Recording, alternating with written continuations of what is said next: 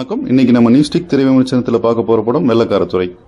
நடிகர் சூரி நடிப்பில் இந்த வாரம் வந்திருக்கிற படம் தாங்க வெள்ளக்காரத்துறை. இயக்குனர் எழில் இயக்கத்தில் மதுரை அன்பு தயாரிப்பில் நடிகர் சூரி நடிச்சிருக்க இந்த படத்துல விக்ரம் பிரபு, ஸ்ரீ திவ்யா, ஜான் விஜய் மற்றும் பலர் நடிச்சிருக்காங்க. இமான் இந்த படத்துக்கு இசை அடிச்சிருக்காருங்க.